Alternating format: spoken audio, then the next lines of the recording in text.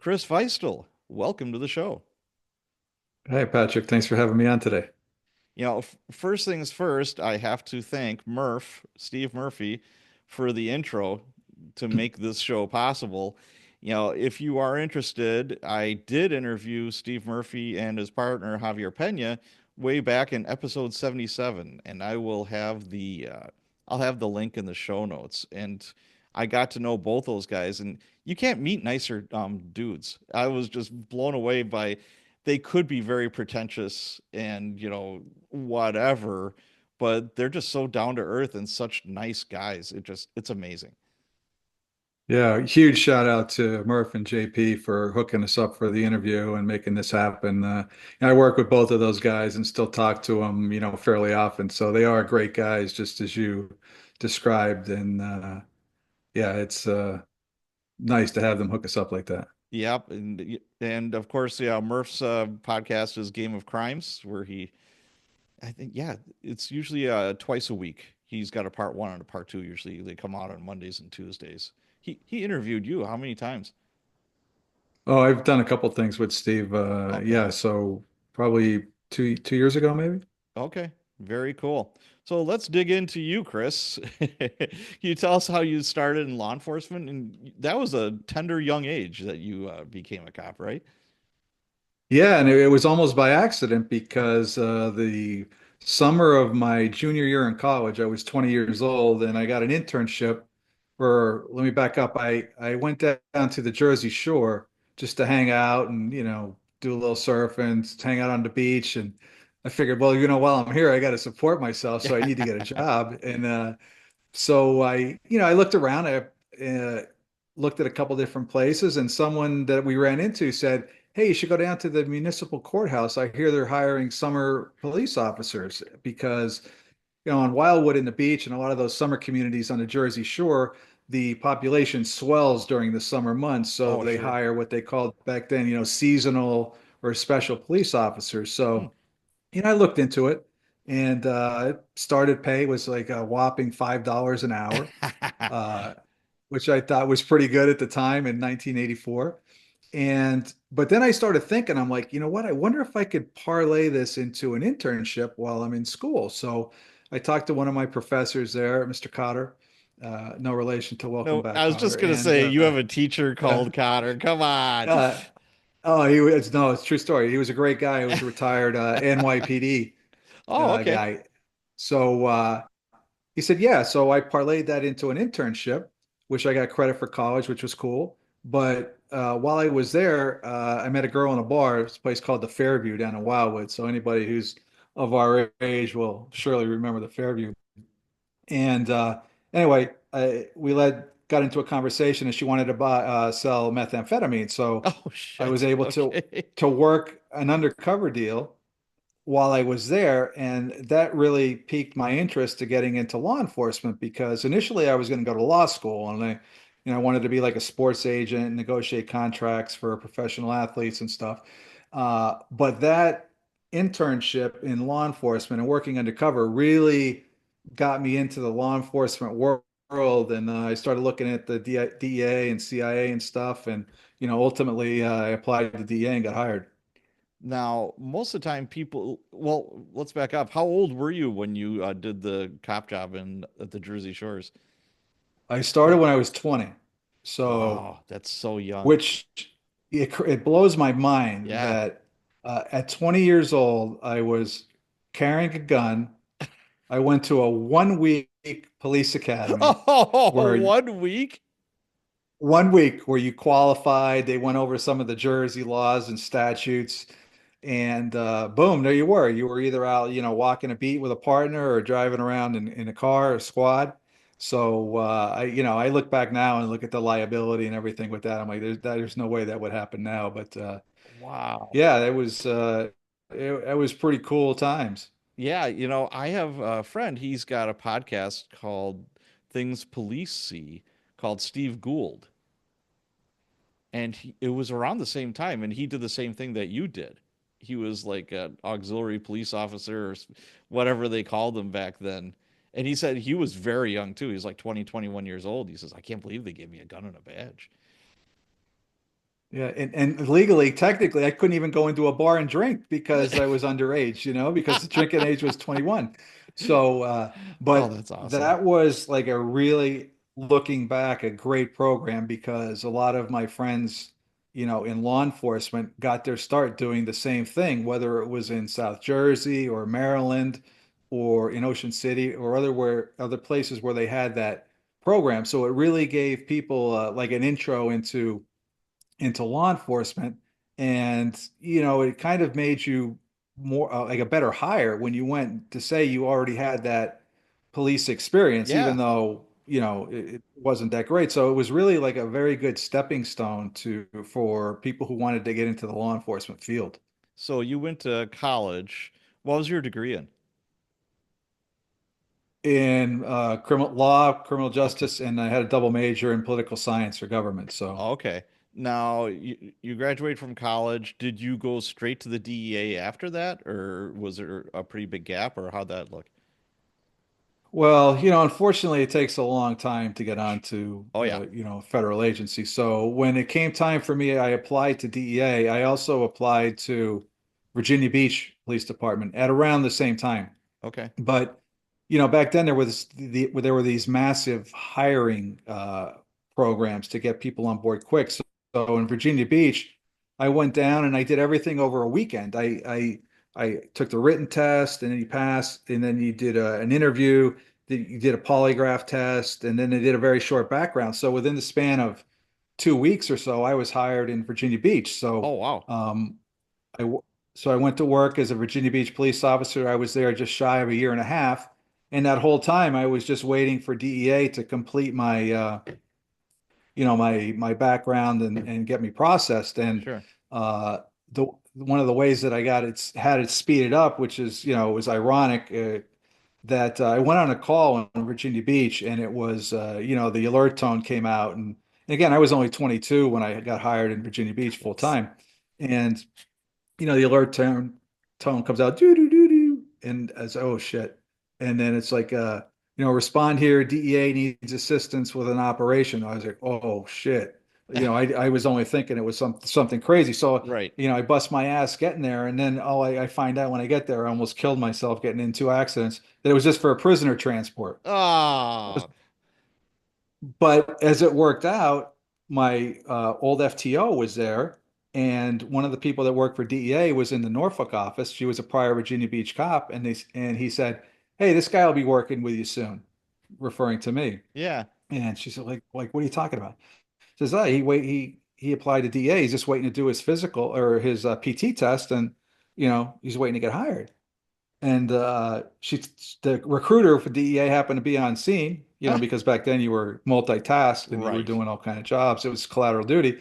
So he said, "Oh, is that true?" I go, "Yeah." And he said, "All right, call me Monday and we'll make arrangements." So I called him Monday. I went in, I did my PT test, and boom, it kind of expedited Oh, is that my cool? hiring. So yeah, so it was kind of like a good little story that really worked out in my favor to help me get into the academy a little sooner. Oh, that's awesome. So how old were you when you got into the DEA? I just turned 24, so That's I young, turned isn't it? For yeah, for recruits going into the DEA, like your academy class. I mean, were you one of the youngest, if not the youngest? I was the second youngest in my class. There Okay. was one other person from Texas that had done an internship as I had done with uh, Wildwood PD. He had done it with, I think, DEA. So Ah, he applied. He was younger than me. So I was the second youngest in my class. I turned 24 in February, and I was in the academy in March. wow. I just think back, when I was 24, I was just graduating from college because I got kicked out twice. And yeah, I was working full time and I was going to school full time and partying full time, all the above. And 24, that just, and you know what? And I've worked with cops that were that young. I was an FTO and later on I became a sergeant. So I felt like the babysitter a lot of times. And, it's just always odd if you're a street cop and you're that young. You don't have a lot of life experience under your belt. It's like you're going to say to a domestic, you have a husband and wife that are, going at it, that have been married for 10 or 15 or 20 years, and there you come to go solve their problems. It's like Right. you've barely lived.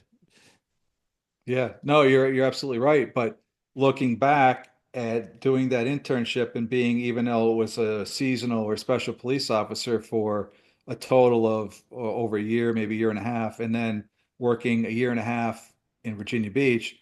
So by 24, I still had 3 years of police Oh, yeah, you experience, which did. I Yeah. have, no doubt in my mind that that was obviously beneficial to me being hired in the DEA. Yeah. Wow. Just, you're getting old. I just turned 60 when 24. I'm like, "Oh my God, they're so young." But when I was 24, I didn't feel that young. It's all perspective, I guess.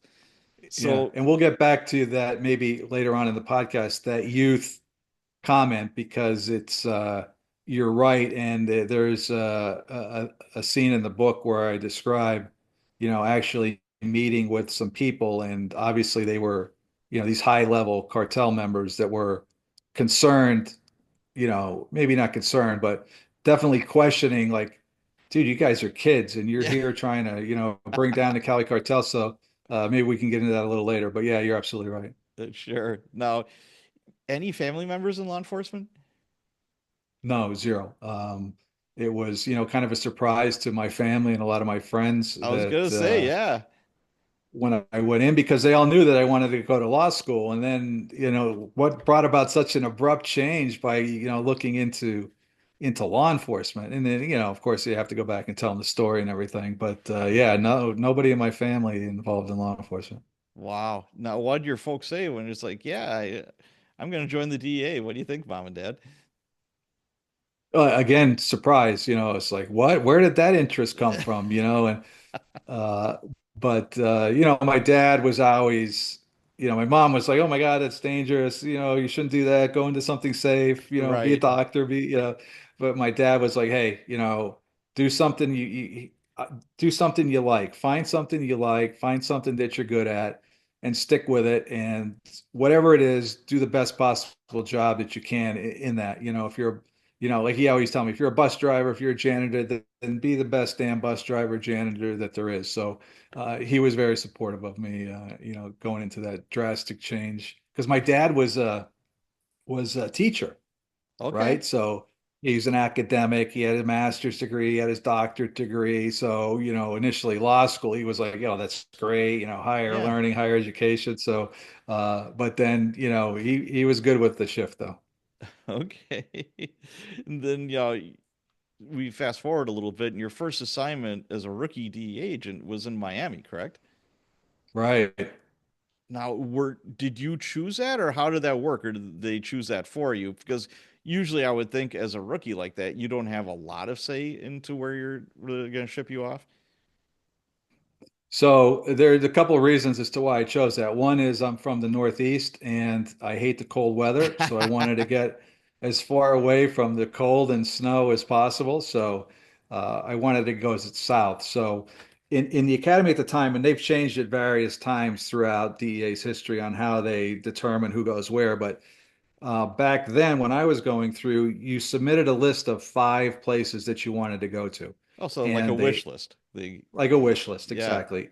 And they tried to honor it as best they could, depending on, how you did in the academy and stuff. But and they tell you up front, there's no guarantee that you're going to get anything on that list. It's just so that we have an idea of who wants to go where. So, um, and I always made a joke of it when I was in the academy, like, hey, if I get to New York, I'm quitting because I can't stand the cold weather anymore.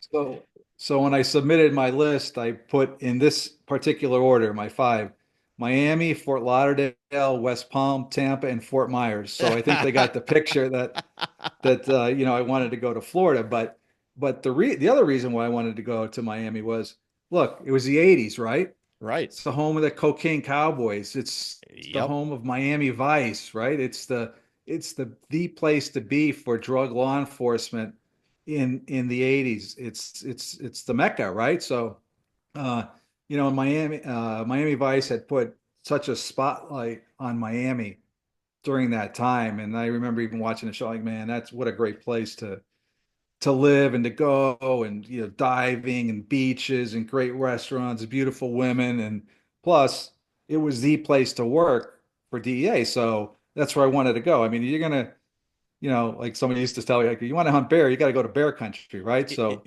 uh, I thought that's the best place for me to go learn the job and learn the job as quick as possible and be exposed to some of the biggest investigations that DEA has. So that's how I ended up in Miami. So how long did it take to get the Ferrari Testarossa? Well, I didn't get the Ferrari, but at one point I did have a four-door blue limo tinted Mercedes Okay. 300E. All right. So Okay. Not pretty too nice shabby. car that I drove for a while. Yeah, it was good. Other times I had pieces of junk, Okay. um, but Yeah. at that time for a while I did have that, so it was pretty cool. So I think of Ferraris, a pet gator named Elvis, yeah, a Yeah, cool sailboat you're living on, all that kind of stuff, right? That's everybody. yeah. But that just screamed cop though back in or agent back in the 80s. If you pulled up to a deal with a Colombian, and you had a Ferrari, they would just walk away and you wouldn't even get in a conversation with So what kind of junkers did they give you? Do you remember? them. They were pretty nondescript cars. We had Okay. I drove a Ford Escort for a while, something like that. A far Oldsmobile. a far cry from a Ferrari. Yeah, well, I mean, when you're doing surveillance on the street, you need cars that blend into the Right. surroundings, right? So you don't want to have something flashy. But we had, decent, Oldsmobile, a lot of cars that were just, nice, but they just blended in and didn't stand out. Sure. That's awesome. So you're in Miami. What was it like at first? I mean, what was different about it than what your preconceived notions were, like heading into it? Not a whole lot really, because Really? Okay. my preconceived notions were, because I didn't know any better, was kind of like what I saw in Miami Vice, right? Right, So, absolutely. these wild times in Miami and just, cocaine falling out of the sky, which a lot of times literally it was because of all the air activity and the airdrops in the Bahamas and the Everglades. So, um, obviously it wasn't as dramatic as what's in Miami Vice, but I expected it to be like crazy like that. And when I got there, it was. I mean, we were super busy. We're working nights and weekends all the time. Assets or informants would come in. There were always deals to do, and you were just basically running around there the whole time. So it was kind of what I expected, and it's exactly what I wanted because, as I said, if you're, it's like anything else, no matter what line of business you're in, the more you're exposed to, the quicker you're going to learn, Sure. right? So you Absolutely. were getting exposed to, all kind of different investigations down there, and you were doing so much that you really learned the job quickly, and you were being exposed to very high level investigations too. So it was pretty much kind of what I thought. Now, what was there like a field training? You're a brand new agent down in Miami. Did they throw you to the wolves or the alligators right away, or what'd that look like? Right into the frying pan. I mean, there was no such thing as like FTOs or field training officers back then. Of course, now DEA and most of law enforcement, if not all, has, a field training Right. program where you go through to kind of learn the ropes. So when I got there, they said, okay, this is your partner. His name's Alex Dominguez, and he's been on the job 10 months longer than you. So have at it and figure it out as you go. And that's what we did. And it was great because Alex was, again, he was a junior agent, but he was Hispanic and he spoke perfect Spanish, and we had access to a lot of Spanish speaking informants. So we were out running and gunning and doing a lot of stuff all the time. So it made that learning process much easier. And to get to your point, like the second day I was there, it might have even been the first day that they said, okay, new guy, we got a case, you know, because there were so many deals going on. People were like, oh, I just did this one with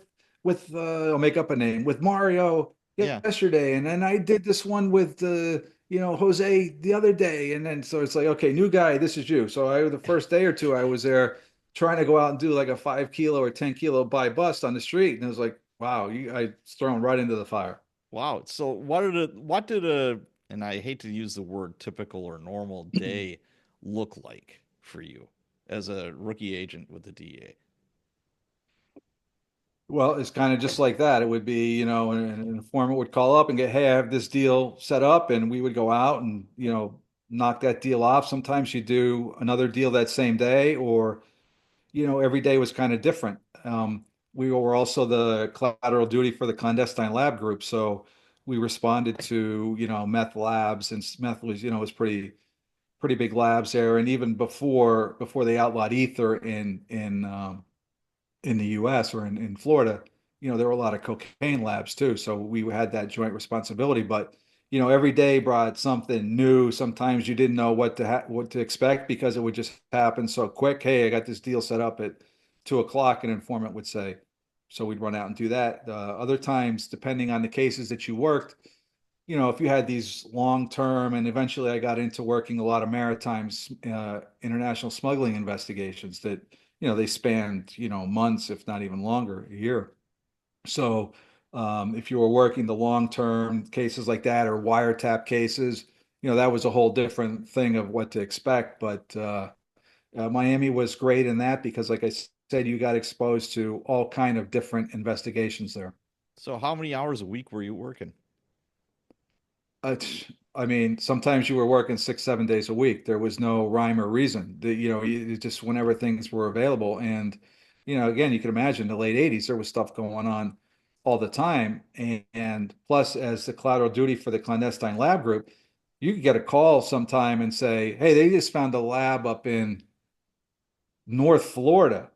So we were the only lab group in the state. So we'd have to pack up, at a moment's notice, drive up to Orlando or wherever it was in North Florida or Central Florida, and then respond to the lab and process that scene. So it was kind of like you were, for lack of a better analogy, like a doctor on call that Okay. for the lab they could come in at any time, and you had to respond whenever that call came in for the labs. Or, informants would say, hey, there's a boat coming in. Boom, you'd have to run out and do that. So it was busy, it was hectic, but it was a lot of fun back then.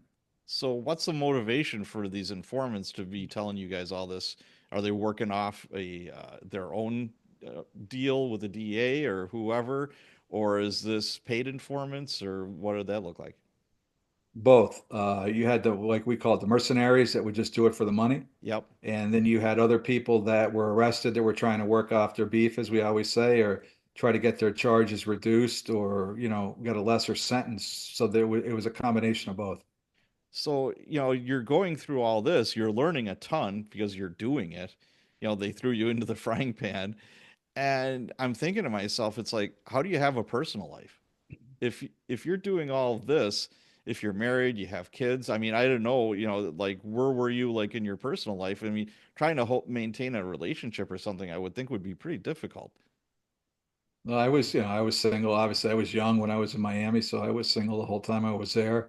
But you found time. It was, our motto was you work hard, you play hard. So, when you weren't working, you were playing. So you always find the time to do something. Not saying you got a lot of sleep because you were so busy, but Right. there were times when Friday, Saturday night there was nothing going on. And, you go out and you would do stuff, but.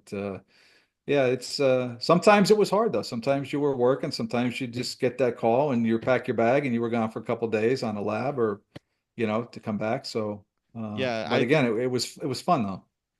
I could see that as a young person, being brand new. This is just like, oh my gosh, this is like Disneyland for somebody who wants to bust bad guys. I mean, this is like super cool. But if you're a little bit older and you've got, a wife and kids and all that, that could really put a strain on things. Absolutely. It could be a lot more difficult, but that's when again though they always would slough stuff off onto the younger guys or the new guys. And Sure.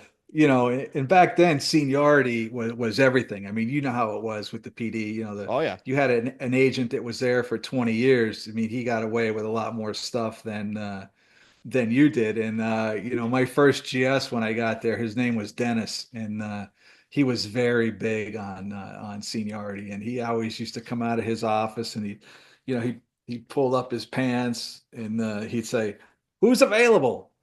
And then me and Alex would always just sit there and go, Dennis, the same people who are always available, me and Alex, because we knew that it was going to be us regardless if he said who's available because we were the younger guys, right? We were the newest guys in the group, the Sure. FNGs as we called them. So Yep, absolutely. we'd have to take his car to get the oil changed and do this and do that. So it wasn't we would always joke like, Dennis, when are we going to get a new FNG in the group? Because it's been 2 years and, but So, how many years were you stationed in Miami? 6 years. Okay. And what was your like favorite part of it or least favorite part of work in Miami? There was no least favorite part for me back in the day. Great. Okay. Other than, sometimes you would just be like, hey, it'd be nice to have a little break or a day off or something like that. But that's, in the overall context, that was nothing. But my favorite part was just, working the high level investigations. And this kind of what leads me to Colombia later on is that um, again, Miami was the gateway for cocaine Sure. for Colombian cartels back in the 70s and 80s because it has 1,350 miles of coastline. Its proximity to Colombia and Central America and South America is close. I mean, it's not far. The Caribbean corridor was where 75% of the cocaine was coming into the United States. So Miami was a hotspot. And in working a lot of those high level, international smuggling cases, you had to pursue leads in not only back in Colombia, but in Central America, the Mm. Caribbean. So we got a lot of travel, right? We got to see a lot of different places. Oh, And cool. Okay. we traveled extensively when we were in Miami, not only to the Caribbean, the Bahamas, but all through, Jamaica, the Dominican Republic, the Cayman Islands, Puerto Rico. We did a lot of stuff out of Central America and South America, following up on cases, pursuing leads. So that part for me was really fun, which is one of the reasons why I wanted to be a federal agent rather than, state and local, is that I can, work anywhere in the US as well as travel. I think back then DEA had offices like in the 80s, I don't know, maybe 50 or 60 different countries. They now have in, Wow. almost 90 different countries. So That's um, amazing. that international travel and being exposed to different cultures, learning different things about that was really something that I enjoyed. So I love to travel and I love to see different things. So, and that's kind of, one of the things that led me down to Colombia. Sure. So you're in Miami for 6 years. Did you go straight to Colombia after that? Yes. Okay. So that was your first tour. I know you've done multiple tours down south. So how much were you involved, or were you in the involved in the capture of Pablo Escobar? No, I had absolutely nothing to do with Pablo Escobar. I was actually in Miami at the time when Pablo was killed, Okay. although I was selected to go to Colombia before Pablo was killed. So, in my mind, I thought, well, maybe I'll get a chance to work on Pablo if I get there. If not, I was going to go to the Cali group and work against the Cali cartel, but I figured, hey, I could be down there for both of them. But, Pablo was killed in December of 1993, and then I didn't get to Colombia to my first tour until, mid 94. Okay, gotcha. So, doing my research for all this, there's mention that the Cali Cartel helped take down Pablo. How did that happen? Well, yeah, it's a old convoluted story. Yeah. So early on in Colombia, going back to, the late 70s, early 80s, the two major cartels in Colombia were, of course, the Medellin cartel and the Cali cartel. And, initially they had worked together. They collaborated on a lot of different things. They got along. If you look back in history and in 1984, Jorge Ochoa and Gilberto Rodriguez, one from the Medellin, one from Cali, were both arrested in Spain. So there's many examples in the book where they show that collaboration between the Medellin and the Cali cartels. But of course, like anything else, when you have the two biggest kids on the block, eventually things aren't going to go your way or they're going to Right. work out. And it turned into a conflict and they had a bloody massively bloody 6 year war between the Cali Cartel and the Medellin Cartel, where, tens of thousands of people were, killed in Colombia, not just as a result of that war, but, other things with guerrillas and, hunting down Pablo and stuff. So, um, toward the end, or even in, you know, 89, once the war started, the Colombia National Police formed what they called the search block. And the search block in Medellin was designed to go after the biggest and baddest of narcos. So you go back to the old mantra, the enemy of my enemy is my friend, right? Right. So you had the Cali cartel working not only with the Colombian government, uh, but with the search block, the police, as well as Los Pepes. Of course, people persecuted by Pablo Escobar was this vigilante group that was formed to go after Escobar and his associates. So Cali had provided intelligence to those entities. Mm, They provided equipment to help track down Pablo. And most importantly, they provided, resources, funding to go after the cartel. So, um, because Cali wanted Pablo dead, however they can do it, whether it was by their hand during the war or by getting the police to the search block to kill him. gotcha. That I find that fascinating, actually. So, could you give us some examples about how powerful and rich the Cali cartel was at the height of their power? Wow, that's a good question. So at the height of Cali's power, And what right? time So frame would this be? Like what years? now, people will dispute some of this because, mainly they don't know the history of everything, what happens with Escobar and stuff. But from 1989 on, Escobar was in that brutal war with not only with Cali, but with the Colombian government, right? Because Sure. Pablo in late 89, he commits a series of narco terrorism acts, right? He blows up the Avianca flight that kills up 100 people. He blows up the DAS building, which, kills 57 and wounds like 2,200. He assassinates Luis Carlos Galan, who was running for president in Colombia in 1989. So Escobar's in this war. He's on the run. He's being hunted down. The Medellin cartel is basically, suffering losses over the next few years. Rodriguez Gotcha gets killed. Carlos later gets arrested and extradited to the U.S.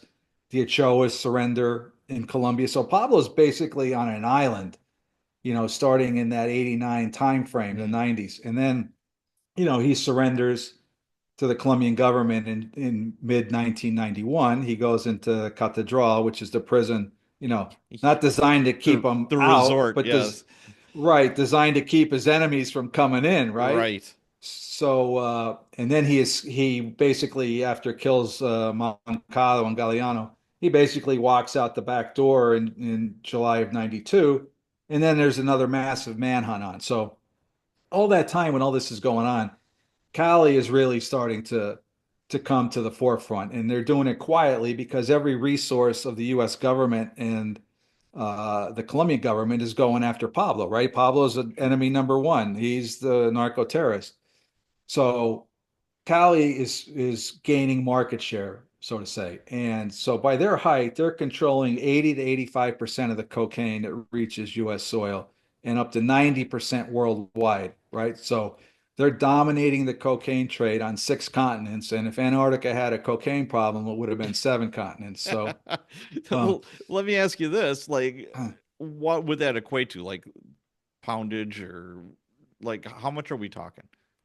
okay. So again, and this is always a subject that is always bothers me because there's no real good accurate estimates. And from my experience, the US has always downplayed Oh, okay. the amount of cocaine that comes into the United States, even Not till this day. surprising. Yes.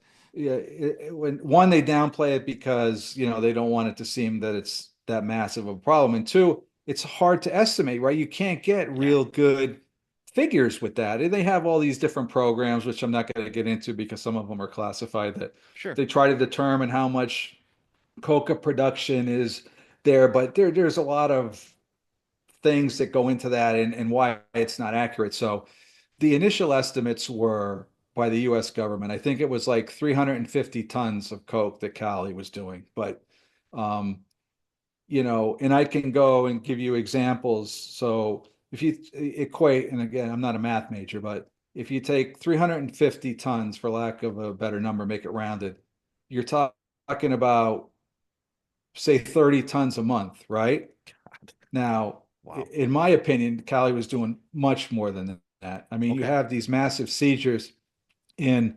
the Southern California in 1989. They seized in one hit 21 tons of coke, right? Was That it was like in one a seizure. cargo ship, I'm guessing, like a It was container it ship? was in a warehouse. It was in a warehouse and it was being stockpiled there. Wow. But they recovered documents that indicate that over the last 3 months, 77 tons of coke had come in through that same route. Now, this is just the one route Wow. into, would come into Mexico. The Mexican cartels would smuggle it over the border into El Paso, and then in El Paso they truck it over to LA, and then they turn the cocaine back over to the Colombians, minus their commission. So, uh, but again, as we talked about, a lot of that cocaine though was coming in through the Caribbean corridor. So you're not even counting the Caribbean corridor, which Carlos later and then made famous in Norman's Cay. So I think it was a lot more than that. So be that as it may, everybody has their opinion, but I base it on like seizures, facts that we have, and then Sure. debriefing of informants and assets who would tell you, yeah, you guys seize that, but in the meantime, we got X amount through, and you're like, holy shit, that's crazy. Well, let's go There, back just a little bit. What was the biggest seizure you were involved in Florida when you're at Miami? oh, in Florida, probably a couple tons, not anywhere near the 20,000 tons. The biggest one that occurred in Florida was the that I recall was from Operation Cornerstone that happened in 1991, and that was in cement fence posts that came in from Venezuela, and I talk about that operation in the Mhm. book. It was a joint DEA US Customs. I didn't really have anything to do with that, but other than sitting on surveillance for weeks like everybody else in the division was. But that was 12, I think it was just over 12 tons there. That is so amazing. But yeah, going back to like so, there was four Godfathers that were controlling the Cali Hmm. cartel, and one guy had three wives. Is that correct, or was that a misnomer? Well, actually, Miguel had four at one point, Oh my you God! know. Like legal Um, wives or well, just married, girlfriends? divorced, married, divorced, married, divorced, Yeah, that kind of because stuff. But on the TV show, the Netflix series, it's like okay, like one wife would come over Monday and Tuesday, then the other one would come over Wednesday, Thursday, and they were all friends, and I'm like, I cannot see any of that happening because I don't see them being friends. It reminded me of Big Love with Bill Paxton, the Mormons. yeah, exactly. But and it's funny you say that too, because when we did some raids when we were in Colombia, sometimes one of the wives would be there, and then we would do another raid, and another wife would be there, or one of the girlfriends would be there. So yeah, it wasn't that far off. But to get back to like the money though, again, DEA, I think they underestimate a lot of that stuff. The official estimate of what Cali was making in the early to mid 90s was eight billion dollars a year with a B. Billion. B, yeah, with a billion. So, but I've seen estimates that say that was from 10 to 15 billion, and some that even go higher than that. So the point is that it's impossible to calculate how Right. much money these guys were making. I mean, all that I can tell you is that it was a hell of a lot, and it was, in the billions for sure. They owned, thousands of properties. There was a rumor that Jose Santa Cruz, who was one of the, founding members of Cali, that he owned over 2,000 properties in Colombia, whether it be apartments, businesses, ranches, God. whatever. To imagine that. I mean, I have trouble managing one. Oh, How the hell are you absolutely, going to, yes. manage 2,000 in, Pacho Herrera? Uh, the total seized properties, and I'm sure this has changed since then, but was 1,751 properties that they seized related to Pacho Herrera. See, So, yeah, I can't wrap my head around that. And I certainly can't wrap my head around having three wives or four wives. I have troubles just with one wife. I couldn't even imagine what that yeah, would look like. I'm like, holy cow. exactly. And as So, far as well, real quick story. yeah. As far as the properties go, there was a time when Miguel Rodriguez, one of the brothers and one of the heads of the Cali Cartel, he saw this ranch or this like piece of property on a couple of different acres, and he came back and he said to his assistants, like, "Hey, on my way to Buenaventura, which is like the road going out to the coast from Cali." I saw this property and it's really nice. I mean, you need to look into that and see who owns it and see if maybe we can buy it.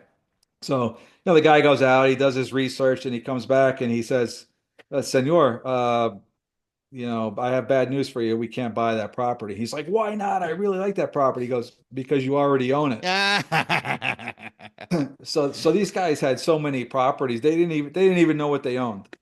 Man, that's amazing. So, like I alluded to before, there was four men that were kind of like the godfathers of the Cali cartel. Two were brothers. How did they get into these positions of authority? And what was the differences between the Cali cartel and the Medellin cartel with Pablo? Okay, that's a multi-part question. So Yes. let me start here. So the Cali cartel traces its roots back to the late 60s when Miguel Rodriguez Oruela, his brother Gilberto Rodriguez Oruela, and Jose Santa Cruz, since they were like friends since childhood, they form this criminal gang called Los Chemas, which it was just, a gang of, there was one other guy, Luis Fernando Tamayo, and, they would steal cars, they would, kidnap people. Yeah, it was just, guys doing that and trying to make money, in Yeah. criminal activity. And they, in 1969 or so, they kidnapped a pair of Swiss citizens and they got a ransom of reportedly $700,000 for the two Swiss citizens. And with that, they started branching into drug trafficking, and they started with marijuana. But you find out with marijuana, it's big, it's bulky, it's hard to transport. You're not getting the ROI, the return on investment. So they kind of branched out and started exploring cocaine. Yeah. And in the early 70s, Gilberto Rodriguez, along with one of his associates, they drove, a kilo or two of cocaine from Panama all the way up into New York, right? So what you can buy in Colombia for a kilo, maybe, few $1,000s back then, transportation costs, you could sell in New York, they found out, for 50, $60,000 per kilo. Mm, So their return was much more than it was on marijuana. So they said, hey, this is, Gilberto, they call him the chess player because of his business savvy and his yeah. long range strategic planning. He's like, look, if we're going to make money, this is the way we need to do it. It's through cocaine. So, just like everybody else did back then with Medellin, they started, carrying a couple pounds of cocaine on couriers on flights and, strapped to their bodies or hidden in their shoes. And eventually it went to, double-sided suitcases with more kilos until eventually, sending, and I think the earliest one we could go back to was probably 75, 76, where Gilberto started sending cocaine inside lumber planks Mm, from the port of Buenaventura in Colombia to the U.S. And their connection there, or their establishment, was New York. And in New York, as you probably remember, back in the early 70s, what was the biggest problem in New York back then? It was heroin, right? right. Heroin was a big problem in New York and some of the eastern seaboard countries because, you had the heroin coming in from Asia, which would transit through Marseille, France, and come into the US. And I think it was in 75, they did a study and it said that 95% of the drug related problems in the hospital or addictions were from heroin. So heroin was the big focus of, the NYPD, the BNDD, which was the old version of DEA. Yeah. So nobody really paid any attention to cocaine in New York back in the 70s because it was seen as, this party drug. It was harmless. It was used by, actors, musicians, rich people at decadent parties and at nightclubs. So they kind of flew under the radar there for a little bit, and that only expanded their power. And of course, they grew in stature become a conglomerate. Okay. Gotcha. So the second part, The the differences. differences Yeah. between Cali and Medellin, right?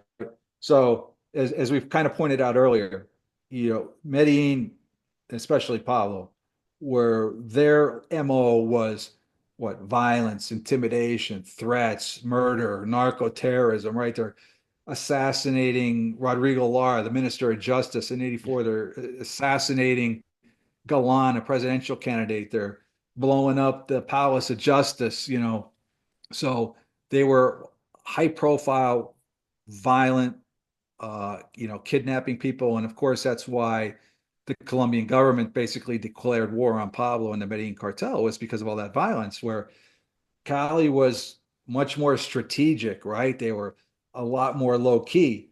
Their weapon of choice wasn't violence and threats and intimidation. It was to bribe, right? It was money. Mm. Far better to buy somebody than to kill them Yeah. because they learned from Pablo, right? And I've talked to Javier and Steve about this, many times, is that Cali learned from that. They saw that how Pablo and the Medellin cartel were basically hunted down and Pablo in his case, killed. And Cali didn't want that. They were like, look, we need to insulate ourselves with, corrupt officials, politicians, police officers, judges, prosecutors, business people, anybody that could either help us or if you're in a position to harm us, well, we need to get them on board too. So they bought everybody. That was their weapon of choice, and it proved to be just as lethal and more effective, right, than Pablo because they were under the radar, right? The government didn't even, at some points didn't even want to bother with them because Pablo was such a nightmare and a disaster. And I think it's important to point out, as we said, that every resource in the country, in Colombia and in the U.S. during the late '80s and early '90s was dedicated to going after Pablo and the Medellin cartel. Sure.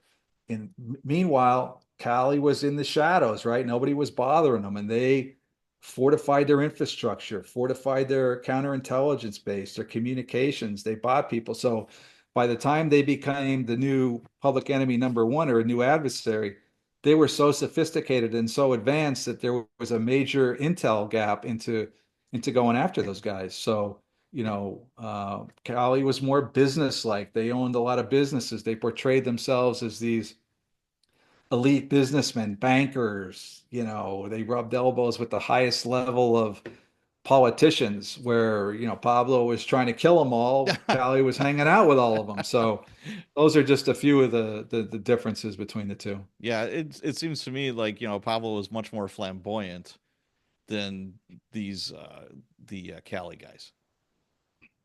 Yeah, Cali was a lot more low key, and Yeah. as you see in the book too, a lot of times, the preferred car, like I always used to say, like the official car of the Cali cartel was a Mazda 626, right?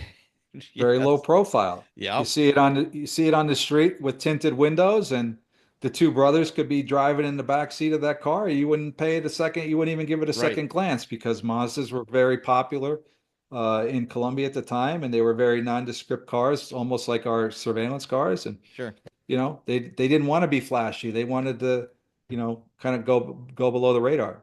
That's smart. So, how did NAFTA, the North American Free Trade Agreement, open the door to legal drug trade coming into America? It's a good question. I think, and also you see this portrayed in Narcos. I don't know if it's even in season three. It might even be season two, where they're dealing with Amado Carrillo Fuentes, and he was like, "Dude, NAFTA is like the greatest thing that ever happened to for us to get drugs into the country. So in January of 1994, President Bill Clinton, signs off on NAFTA, and the implementation of NAFTA basically, I mean, basically it leads to the legitimate trade of cross-border trade of legitimate goods from Mexico to Colombia. So you would have, I don't even know, the millions of trucks, I guess, over a year coming into the U.S. from Mexico with produce, agriculture, whatever other products that they were sending to the U.S. as a result of that free trade. And the Cali and the Mexicans took advantage of that because a lot of these trucks would coming in, they would hide massive amounts of cocaine Yeah. in those trucks, and they would bring it into with the NAFTA flags or whatever they had on the trucks. Said, okay, come on through. And I even have it quoted in the book where, I think it was the Wall Street Journal that said Mexico was the FedEx for drug trafficking in the 94 with with the passage of NAFTA, meaning that, like, man, they were just carrying everything across the border. And you know how the border is. You can't sit there and inspect every single Right, right. produce or agricultural truck or these 18 wheelers that come in. You can't do it. It's impossible. So, uh, NAFTA that in January 94 really, really kind of blew the door off the hinges, so to say, to get, the Colombian cocaine through Mexico and into the US. So I don't know if I went through this or not, but how did you get picked to go after the Cali Cartel? How did you get picked to go to Colombia? What did that process look like? Well, as we spoke about earlier, working in Miami, you got exposed to, most of the cases that you worked Yeah. on traced back to Colombians and ultimately, Cali or the Medellin cartel. So I had worked, as we said, a lot of, maritime smuggling investigations that, linked back to Colombia and to Cali and Medellin. And, because of that, we were in contact with the Colombia office, and Bogota recruited a lot of people out of Miami Hmm. just because of that reason, because you were exposed to so much while you were there. You worked on Colombian cases. A lot of the guys spoke Spanish or at least had a background in Spanish. So, I had a good background at the time on Cali and Medellin because a lot of the cases we were working kind of, tied into some of that upper echelon of the cartel. So I had applied to Colombia, and I got selected pretty much based on, all of what we talked about, working there, being exposed, traveling internationally. So it Okay. was and for me it was something that I wanted because, like I said, Miami was the mecca for drug trafficking in the late 80s in the US. Colombia is the ultimate mecca for drug trafficking, right? Because everything's coming out of Colombia into the US. So I figured, you know Sure. what? If I want to be a real DEA agent, I got to work in Miami. And if I want to be a real DEA Yeah. agent, I got to go to Colombia and work Okay. on, some of the biggest cartels there are. What did your mom say? Is say, hey, I'm gonna go after a cartel in Colombia, mom. I'll be back in a bit. Well, yeah, well, as I always explain, I go, look, I'm just going to be sitting behind a desk. I'm not going to be doing anything. It's not dangerous at all. So, I mean, I couldn't really tell her what, the job entailed, but so I had to just downplay pretty much everything that I was doing because obviously, what you read about it, it seems like it's 100 times worse than it is. So I didn't Right. have the heart to tell her exactly what we were doing down Okay. Now, there. you and your partner David Mitchell, did you know him very well before you went down there? Well, Dave was actually in the academy class ahead of me when we Okay. were in Quantico, Virginia. So I ran across him, in the hallways, and we had a couple beers at this dive bar up in Quantico called the Boardroom. That if you didn't have anything going on when you were academy, you'd go there, get some pizza and wings, and drink some beer. So I had met Dave there, Okay. and Dave actually got sent to Miami as well. So we knew each other as with Murph. Murph was in Miami too, who we both knew at the time. So we ran across each other. We hung out a little bit. We were in separate groups we didn't really work together, but we did know each other, and Okay. we both got selected to go to Colombia right around the same time. So, it kind of surprised me that it was only two of you. If you watch the DA Narcos, it's like you, your partner David, and Javier Pena was your boss. It was that Yeah. correct? So no, Okay.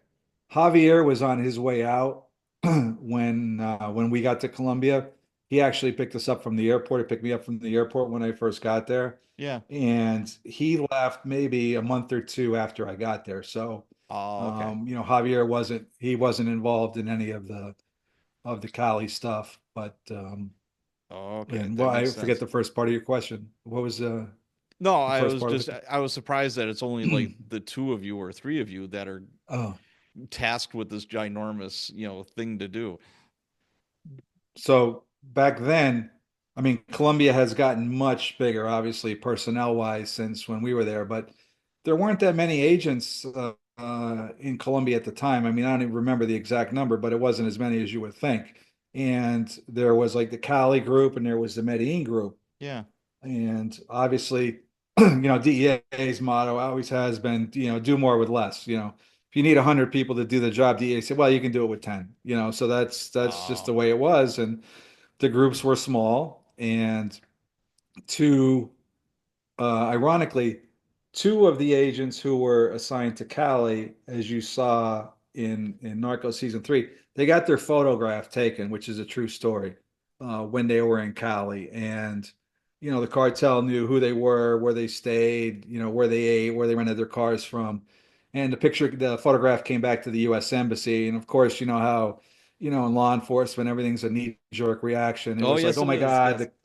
the cartel knows who they are. It's a threat. They're gonna kill them, and so they weren't allowed to go to Cali. And I think they left Colombia, shortly thereafter. It Okay. was sooner rather than later. So Dave and I were kind of tasked, for lack of a better word, to go there and kind of replace those guys and to Okay. work with the Cali group. Even though we were like assigned to different groups, we were tasked to work together to go after Cali. So that's kind of how we got to Colombia, and then why we were chosen to go after the cartel, because we both had some experience in dealing with some of the cases Sure. related to Cali back in Miami. So, it's you and your partner David Mitchell, and I got a kick out of, from Narcos. He's got the fanny pack. He's rocking the fanny pack. Yeah, and I had one of those back in the day when I was a cop. Yeah, I have this ginormous Glock, the 40 cal with a spare magazine. It's like, yeah, nobody's gonna know what this is. It's like, everybody knows what that is. Was that true?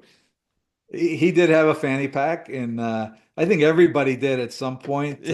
Just to just to carry, like, like put everything in one spot, just to carry it, whether you wore it on your, around your waist or over your shoulder and stuff, and just kind of to travel with too, to Right. put your weapons and ID and money or whatever else you had in there. I just hated always having stuff in my pocket, but yeah, Dave, he wore it more than he'll admit to. Yeah, he Okay. doesn't like to admit it, but there are That's he awesome. did have it. Yeah. All right. Now, when you guys arrived, I mean, you would didn't you look out of place? You look like two gringos. I mean, you look like you came off the set of like a movie about surfing or something like that. I've seen the pictures. You look like a surfer dude, and then your partner looks like he's this ginormous guy that should be playing pro football. It was an interesting pair in that environment. What'd you do to quote unquote try to blend in? Yeah, 100% right. Before I went to Colombia, I used to have, you saw the pictures. I had hair down to the middle of my Yep. back. I was always tan from being in the sun or on the beach or fishing or whatever. And, I had the earrings and gold chains. So, yeah, I looked like more of an extra in Point Break, Yeah. alongside of Patrick Swayze than I did Yes. a DEA agent. And Dave looked like, if you looked at him, you'd think like, dude, this guy's like a hockey player or a tight end in the NFL. I Yes. mean, He was a I big mean, dude. I'm 6'2", a little over 6'2". Dave's a good 6'3", maybe even a little more. And Dave was pretty well built, 230, 240. So he was big. So there was no mistaking us as being Americans. And And in Cali at the time, there was no, and when I mean no, I mean zero American presence in Cali, right? There wasn't because of the danger, the cartel and stuff. Right. So anybody that saw you immediately associated you, whether it was right or wrong, in most cases it was right, with the DEA or the CIA because they figure like there are no other Americans that are here, so you have to work with DEA or CIA, unless you happen to be a European backpacker that was, making your way through South Yeah. America, and those poor bastards, they Yeah. probably thought like, hey, they're DEA and they're some, German backpacker. But yeah, so it was hard. A lot of colleagues and supervisors were concerned for our safety when we went down there because, leading up to our arrival in Colombia, Colombia was the most dangerous country in the world. It led the world in homicides and killings. It led the world in uh, uh, Kidnappings? kidnappings as well. Yeah. Yeah. So it was, you had guerrilla groups operating there. You had the start of the paramilitary groups, and you had the drug cartel. So it was very violent. It was very dangerous. And of course, we heard many times, and I think I point that out, several times in the book, is that we were told, hey, you guys don't blend in. Yeah. And we didn't blend in at all. Even when we would be confined to the police or the military base, everywhere we went, people would just look at us. It was like one of the Eddie Murphy movies. I think it was like in 48 hours. I like to Yeah. do a lot of movie references, but he walks into the bar with Nick Nolte, and the lights come on and the music stops and Yeah. everybody's like, "What the hell are you guys doing?" So it was kind of like that. And I mean, there's a whole bunch more to that story, but to to try to combat that after being on the ground for, I'm jumping ahead a little bit, but for a year and failing over and over and over again, whether it's be cases, in raids compromised because of the systemic corruption, we had to do a lot of our stuff unilaterally. We had to do it at night. Okay. So any kind of surveillances that we did or drive-bys or debriefing assets throughout the city, we did it at night under the cover of darkness where we can move around a little bit better and kind of disguise ourselves. So, we may have one debriefing here of an asset at 9 o'clock in the northern part of the city, and then at 11 we'd have one in the southern part of the city. And then we would just traverse the entire city doing, surveillance detection routes to make sure we weren't being followed, uh, to debrief our assets and do the surveillances and to scope out areas under the cover of darkness because, we had to try to hide our appearance because if we went out Yeah. in the middle of the day, it was, it would attract attention. Yeah, absolutely. Now, speaking of corruption, how did you deal with, I would say, rampant corruption within the Colombian police? And not all Colombian police officers were corrupt, but a lot were on their payroll for the cartels. How did you deal with that? Correct. So before I get into the systemic, because I'm very critical about the systemic corruption that existed in Colombia at the time, whether it was in the government, politicians, police, military, prosecutor, are very critical. However, that being said, there were a lot of honest, hardworking men and women in Colombia who wanted to do the right thing, right? That dedicated their lives to fighting drug trafficking and narco terrorism. And many of them, paid the ultimate sacrifice for that. But there were a lot of people that wanted, Colombia to be better. They wanted to clean up the problem. But the issue is that the cartel had infiltrated, Cali specifically, had infiltrated just about every government institution that you could think of, with spies and corrupt individuals. So, and it only takes, and this is the important part of that, it only takes one person in whatever group you're working with. If they're corrupt or they're on the payroll, one person can completely subvert, sabotage, or destroy any operation that you're doing, right? Mm, Because that one person has access to that key information, that right. confidential information that you have is even as much as like, hey, we're doing a raid in 20 minutes, let's go. They make the phone call, hey, there's a raid, boom, guys are gone. So because of that, we had to pretty much, and again, this is after months and almost a year on the ground where we finally figured out like, look, The corruption is bad in the search block that we're working with. We need to find ways to circumvent that corruption. And the way that we ultimately started to do that was we started working unilaterally against every embassy and DEA policy that we had down there because we were told from the first time we went there, can't leave the police or military base without an escort, can't do any kind of unilateral action. That was pounded into our heads, but that's what we had to do to be successful. So towards the end of these operations where we started to, be successful, Dave and I, and sometimes Jerry Salome, another agent that was with us, we were out there again, debriefing assets on our own, doing our own surveillances, doing our own recons of the area, planning operations to how we were going to get to the target, lying to the Colombian security forces as to what we were doing, saying, Mm. hey, we're going to raid a lab up in Buga here, when actually we were going to do a raid against one of the cartel leaders over here. Ah, okay. Uh, Deception, we used every trick in the book to try to protect our assets, protect our sources and methods, protect ourselves, right? Right. So we started to do all of that to try to circumvent, and there's much more too in the book, that just to circumvent that corruption and give us a fighting chance to get to the location where these people were hiding. Excellent. Now, also, the political winds in the United States and probably Colombia too would change. And how would you deal with that? Well, that's a good question, but DEA is the only federal agency that's like single mission, right? Our only mission is drugs, drug trafficking, money laundering. We're not excuse me, we weren't really interested in all of that political drama, although there was a ton of political drama going on at the time with the $6 million contributions to Ernesto Samper's 94 presidential campaign. Uh, so we tried not to concern ourselves with that, but it was Okay. omnipresent because every day there was political drama with, accusations against the president and the U.S. trying to put more pressure on the Colombian government to go after the Cali Cartel, and it was very hectic. But we tried not to wrap ourselves up in that Yeah. because we had enough to deal with, Sure.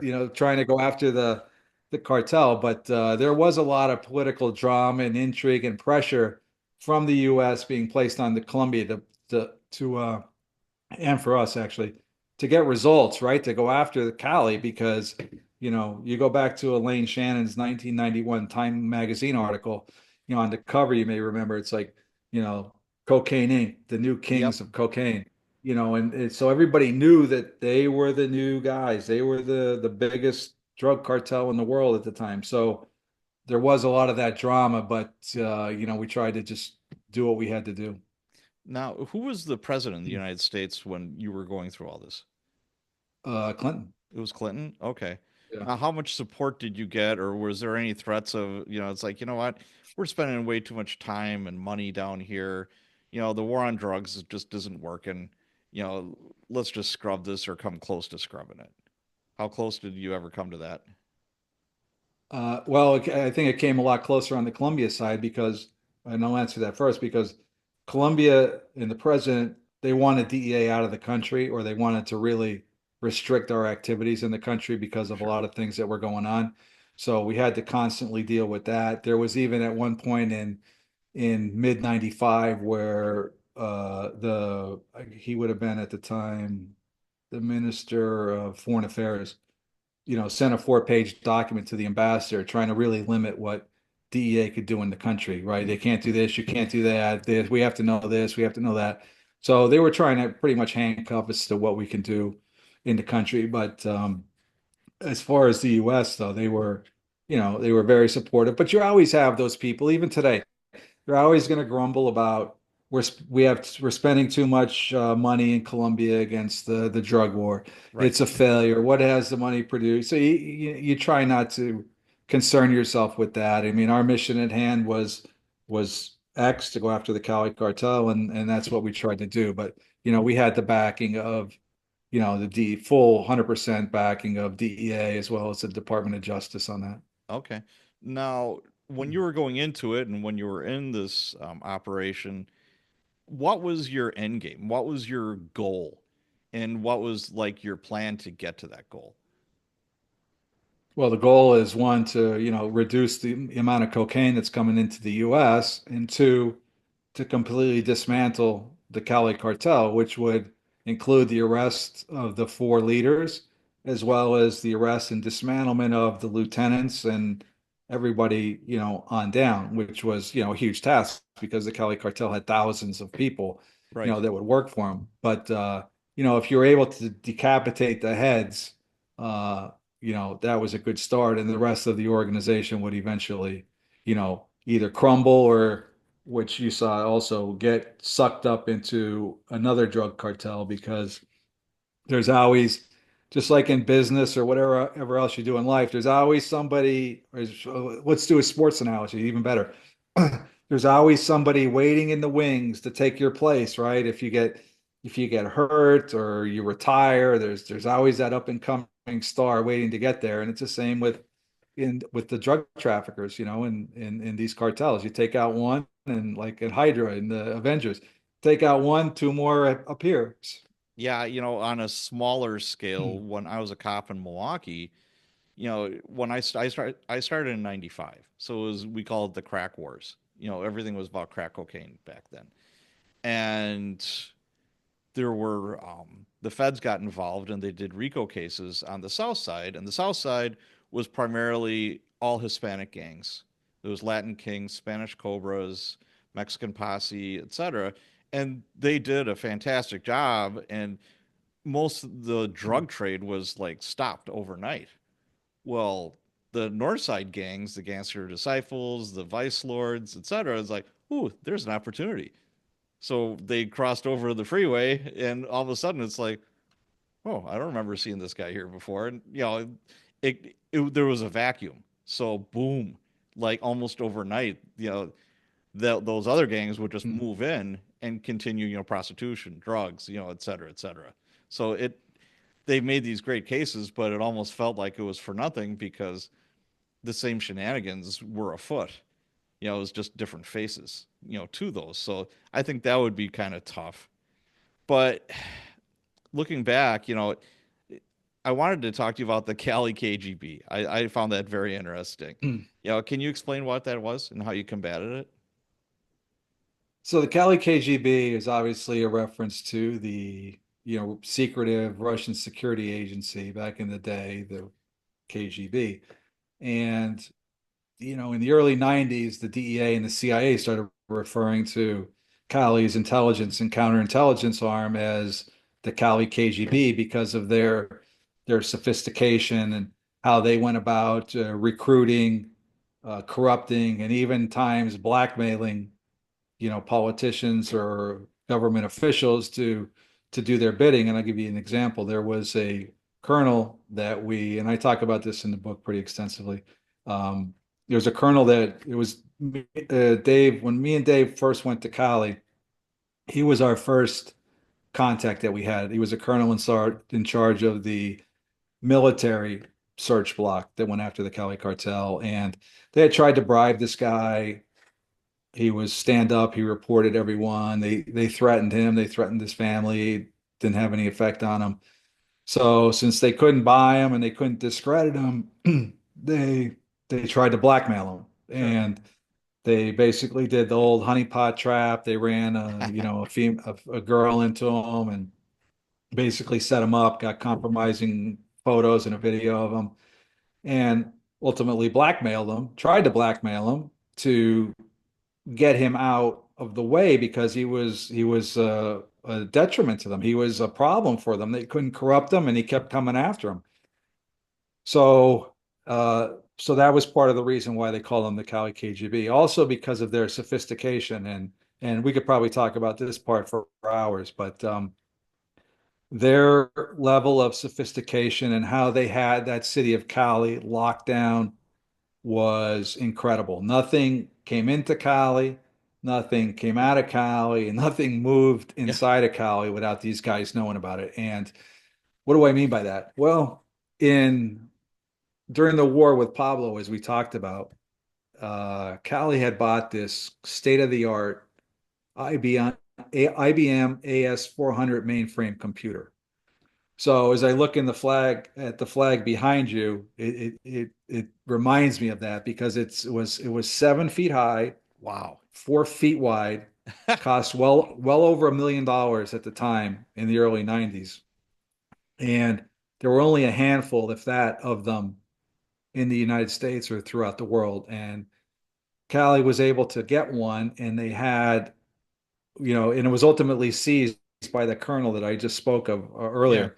And when they couldn't crack the encryption on it, so they sent it up to the U.S. U.S. officials, finally cracked the encryption. And what they found in there, and this is goes to your Cali KGB, they found, thousands of police officials who were not police, military, government officials who were corrupt. They had uh, most of Cali's telephone directory in the computer, which with the data mining software that they had, they were able to like crisscross or cross-reference calls. So what do I mean by that is that if you were calling the embassy, like calling DEA, and they suspected you of being an informant, they were able to track those calls and say, "Dude, Patrick called the DEA or the embassy 10 times in 2 weeks. He must be an informant." So with the other hooks that they had contacts in the telephone company, Mm. obviously corrupt officials, that they were able to wiretap up to 400 telephone lines a month. Shit. Wow. So that was more than the Colombian government could do, I'm sure at Yeah. the time, and probably more than most governments can Yeah. do at the time. So they would wiretap people that they suspected of being informants or other officials so that they can get dirt on them, compromise operations. Like they tap the police, they tap the military. So, in anybody that they wiretapped and they found out that they were, in fact, informing on them, they would kill them.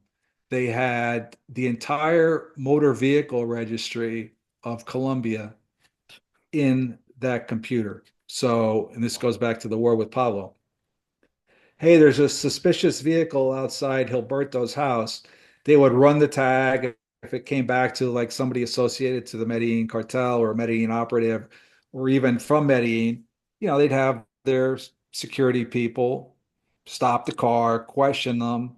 And if they happen to be, Medellin operatives, well, you could probably guess what happened to them. They uh, they had air traffic controllers on the payroll. They were able to monitor flights, tail numbers uh, of any aircraft leaving Bogota to Cali. So the minute that our aircraft went wheels up in Bogota headed to Cali, they potentially could know about it through the way they had their contacts, right? The corrupt officials. Yeah. When it landed, they had the Air Force Base, they had people infiltrated there. So they knew, okay, DEA's coming, their plane's coming, okay, they've landed, okay, they're here. Wow. So that would put their security on high alert, and Sure. they knew. So trying to think what else that oh, they had people that worked at the airports, right? So anytime any people would come in from Medellin, they would monitor the passengers coming off the plane. They had, access to manifests. They had people that worked in the hotels there. So anybody suspicious or Americans or the poor European backpackers came in, Yeah. they would tip, hey, there's foreigners here, and that would raise the security level of the Cali cartel. They also had, and this was a lot of this came out of the computer as well. Yeah.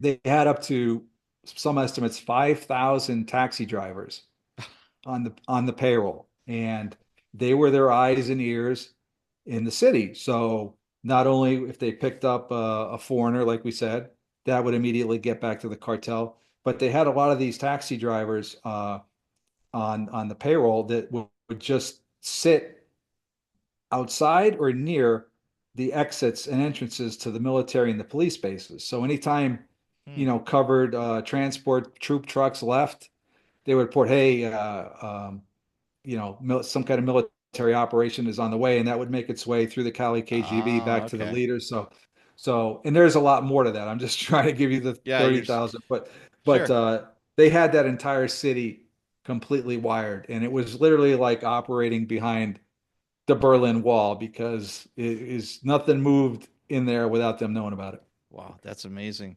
Now, let's move on a little bit to the Netflix show. One thing that really popped out at me was somebody getting drawn and quartered with motorcycles. How real was that? Oh, great scene. It's Yeah, that's probably the highlight of episode one, the that was pretty conclusion. powerful. Yeah. Very powerful. And this is now with the Netflix show, you have a lot of what you see there happens, but not at that time frame or not in that context. So Okay. the answer to your question is yes and no, and I'll explain. Did something like that happen? Yes. Did it happen the way they portrayed it? No. But Okay. how did it happen? Is that we go back to the war between Cali and Medellin. And during that time, Pablo and Medellin launched this assault they tried to do against Pacho Herrera, where it was on a soccer field in Candelaria, which is right outside of Cali. And to make a long story short, they had a couple of transport trucks, maybe 20, 25 people. They were disguised as police officials, and they went onto the soccer field and they just massacred, Pacho Herrera, his friends, and his security detail. I think they killed 19 people and they wounded Oh, eight. Pacho escaped along with his brother, who were the ultimate targets. But ultimately, the cartel has a long memory, right? They don't forget shit like that. right. And 2 years later, they were finally able to track down a farmer who had basically rented or allowed these Medellin sicarios, these assassins, to stay at his finca to organize the hit. So they found him. They took him out to a finca, to a ranch that Pacho Herrera owned, and they basically not with to two motorcycles, but they tied him up to two SUVs, Oh, okay. and they slowly, inch, Oh, slowly started to pull the poor farmer apart until obviously you can imagine what happened. But so yeah, that scene did actually occur. oh, yeah. Like I said, that really that jumped out at me. I'm just like, holy cow. Yeah. And how did the Cali Cartel dispose of bodies? Because, after a while, this body count kind of goes up. I mean, what would they do after they killed somebody? Well, it depended on, who the person was and what kind of message they wanted to send, Sure. if they wanted to send a message at all. But a lot of times, unlike Medellin, they just made their victims disappear, right? You were lured to a meeting, you were grabbed off the street, you were taken to a remote location, you were tortured and killed, and you were, oftentimes, disemboweled. They used to cut your stomach open, put rocks in your stomach, wrap you up, and then throw you into the Cauca River, which, it was always a running morbid sense, like a running joke that, there were more bodies in the Cauca River than there were in most of these cemeteries there, because that was one of the main ways that they disposed of the bodies, is that Okay. they would put rocks in your stomach so they wouldn't float, wrap you up and then throw you into the river. And then of course you had the caimans, or the relatives of the crocodiles down there, or alligators, and they Ah, would okay. you would either sink to the bottom and never be found, or you would be eaten by the caimans. So that was one of the ways. Sometimes they just buried you in on one of Pacho's fincas or one of these other guys' ranches. They'd bury you in these remote locations, and you'd basically disappear. You'd leave to go out one day and you'd never come back. And they'd call the police, they file a missing persons report. But for some of the more high profile people, and I mean high profile, like, people who would have a lot of people come looking for them, is that, and they did this over and over again, and it was so effective until we finally learned out what they were doing, is that a lot of times when they killed these people, they would get their passports. Hmm. And so, say we kill John Doe, they would get John Doe's passport. They would find somebody in the cartel that either resembled them or because of their corrupt contacts at the airport, they would buy a ticket. They would travel under that person's name. They would Oh. go to wherever they were going, say, pick a country to, Brazil. And when people came looking for them, they kind of, hey, we have nothing to do with it. Well, Oh, okay. the police would check immigration. They would find out that they departed the country on a certain date Hmm. to Brazil. And then they would check with Brazil. They find out that they arrived. So Cali was like, hey, you're going to do any kind of investigation, I suggest you start in Brazil because that's where the person landed. But it was Oh, all just an elaborate, you know, cover up hoax that they did. And it yeah. was, if you had the perfect crime, that was the perfect crime because they show they left Colombia and they entered another country. So Cali obviously had nothing to do with it. And they did I'll that be darned. over and over again. Wow. So when you were there, what was your relationship with the CIA and or maybe the FBI during your work there? Great question. The FBI, at that time, I don't think we had any dealings with the FBI. Okay. I can't remember any. The CIA, we did work fairly extensively with them, and I'll explain how and why. Okay. Um, when so Dave and I are on the ground in Cali for almost a year, and we're by this time we're frustrated. Raids are being compromised. Uh, we haven't arrested any of the four major leaders of the Cali Cartel. We know we need a different MO to go after these guys. But as I said before, DEA would do more with less. We didn't have a lot of the resources that we needed to go after these guys. And Yeah. what do I mean by that? So we had information on Gilberto from two cooperating DEA assets who they corroborated each other. And they said, hey, the only way you're going to get to him is you need to follow one of their guys to get to him. So we said, well, we don't have a unit that we can do that with that we can trust. And two, we worked with the police search block, which was a QRF. I mean, they were like a quick reaction force Okay. designed to, you know, uh, you know, overwhelm their target with firepower and force, right? They were just this reactionary element. They weren't equipped to do any kind of surveillance or special operations like that. So we had to use vetted, polygraphed, specially trained people in the U.S. that were attached to the intelligence community. Uh, so we utilized initially a police group. We also utilized a military group. We also utilized a Navy group that were all, trained and controlled by the intelligence community that had CIA case officers, excuse me, detached to them, right? That were the liaison with the group. So to go after these guys, we had to use in certain operations, if it was surveillance, those specialized groups in conjunction with the CIA case officers. And um, we did a lot of work with those guys, case officers, analysts, uh, and their vetted units. And they also supplied us with a lot of other resources too, as far as safe houses. We stayed in their safe houses when we Mm, were there. We rotated vehicles. We had our own vehicle there, but we couldn't keep driving the same SUV right. all the time. So we rotated different vehicles that they had access to. So they provided a lot of logistical support for us, as well as some of the units that we went after these guys with. So yeah, So they were so it an wasn't important part. confrontational like some would kind of lead you to believe. Well, most of it was personality driven, right? There Sure. were some DEA people, and I point this out a little bit in the book, that didn't like the agency, that didn't get along with them.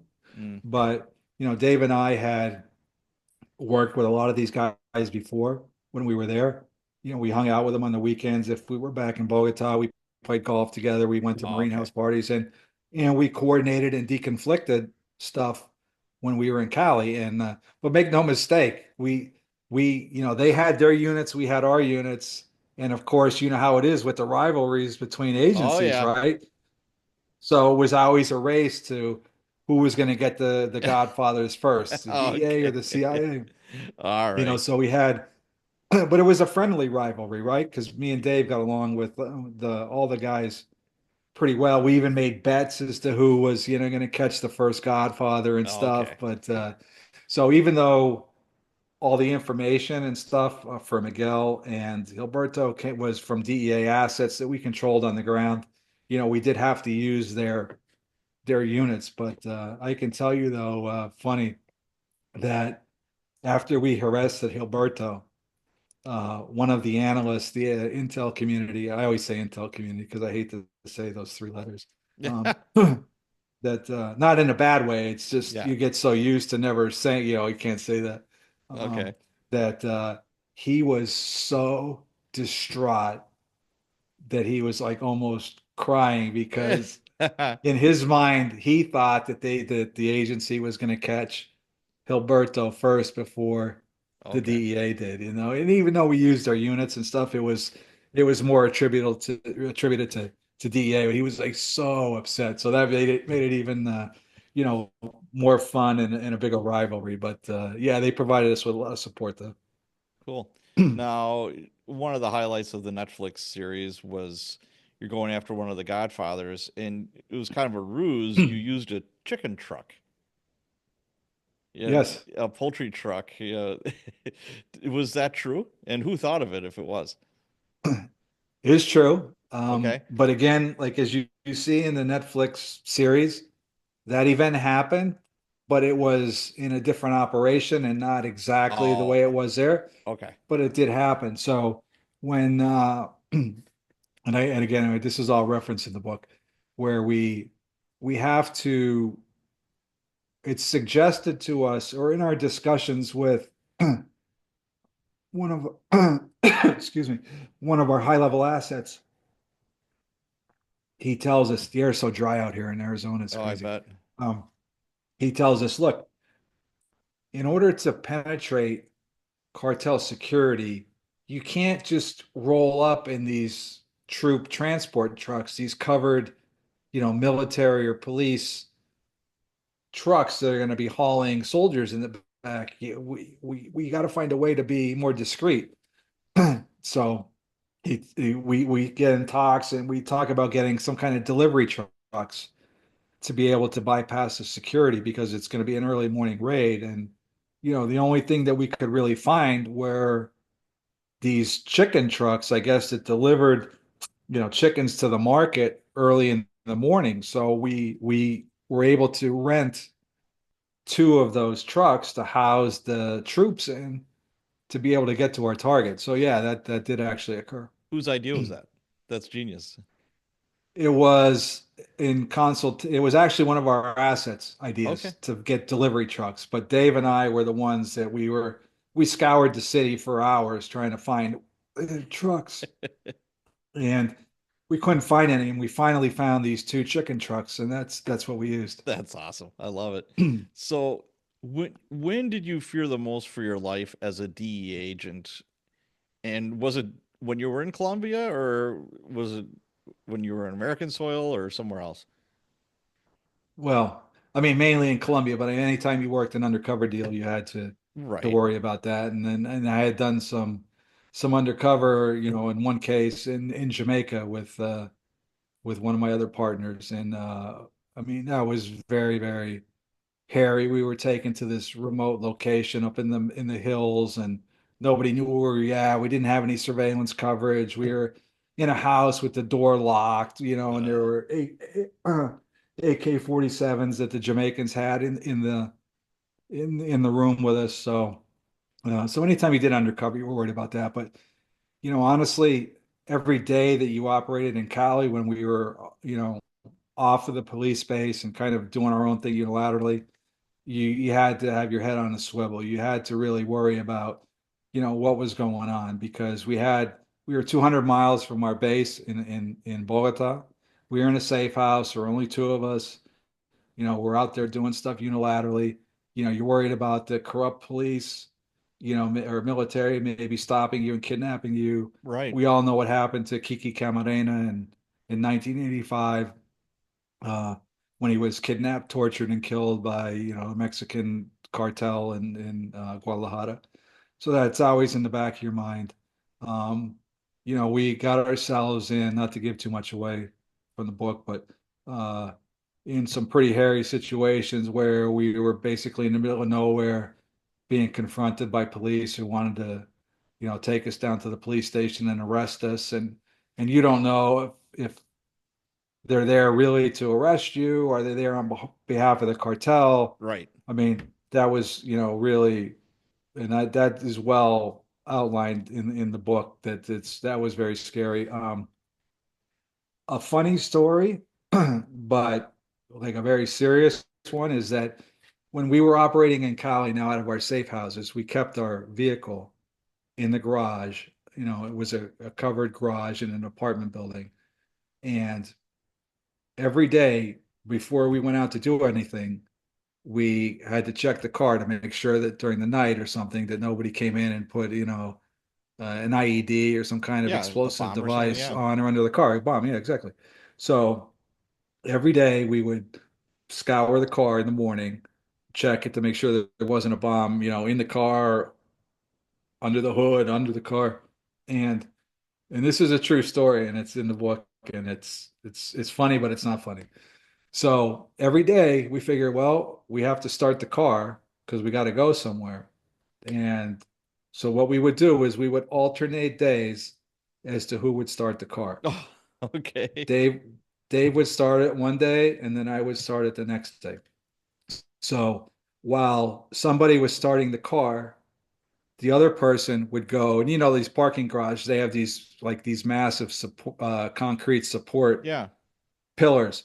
The other person would go, and we'd always park our car in the same spot, like 35 feet away, go behind the concrete structure and put our hands over our Oh, ears like God. this while the other person started the car. And we would always say, like, well, hey, there's no sense in both of us dying if a car bomb explodes. This way, only one of us will do it. And we did that every day, and we alternated who did it. Now, it sounds like it was funny, and I laugh about it now, but trust me, when we were doing that, it Yeah, it's wasn't stressful. Yeah. it wasn't funny. So, and that's the perfect word, that every day that you were there operating, it was stressful, Yeah. right? It was the pressure was overwhelming. It felt like there was like this huge, rock on your shoulder because you never knew what was going to happen. Where we were going to be followed today, because we were followed a lot when we were there by, the corrupt officials, by the taxi drivers, by the Cali KGB. So you never knew what the day was going to bring, even though we, for the most part, thought that they weren't going to harm us because, they didn't want that heat. As we Sure. talked about, Cali, operated a little differently. They didn't want that pressure, that responsibility of, killing a DEA agent, because man, they saw what happened in Mexico at Camarena, right? They Right. they didn't want that at all, but they would follow us to try to identify our sources, right? Because those were the real threats to the cartel, informants. Mm, And if they identified an informant, man, they were dead immediately. wow. So, how about now? Do you ever think to yourself, it's like, you're out in the public, whatever, that you'd be in danger now? No, not really. I mean, I'm pretty low key. I don't do a lot. I mean, obviously I go out, I do, a lot of stuff, but I'm not crazy. And I don't think people really care Okay. anymore, about that. So I don't, I mean, just out of habit and stuff because of all that, with the PTSD or whatever you want to call it. I Right. mean, I always look over my shoulder, when I pull into a place. I mean, that's with anybody in police and law enforcement, Sure. right? I think you generally do that. So, and you'll never get away from that. So, yeah, I still do that, but I don't have any worries about anything. Now, did the DEA do anything for their agents who were assigned? I guess this would be a hardship duty. You know, you weren't allowed to, like, if you were married, to bring kids. Could you bring a wife if you were married? Yes, Okay, yes, because Murph but did. I yeah, remember he brought his wife with. Um, did they do anything for you? Like support, like, hey, how are you doing, or anything like that, or is it just suck it up, Buttercup? How are we? What's the results? Oh, well, I mean, they did do one thing. The only thing they did was they'd recommend a couple good bars in Bogota Zona Rosa that had strong drinks. And Okay. so that was how you coped with your stress. But All right. no, I mean, they didn't, no, nothing. Okay. Now you did 12 years in Colombia, correct? Yeah, I did a total of just over 12 years. Is that normal for an Various, agent? Is that no, normal? no, Okay. no.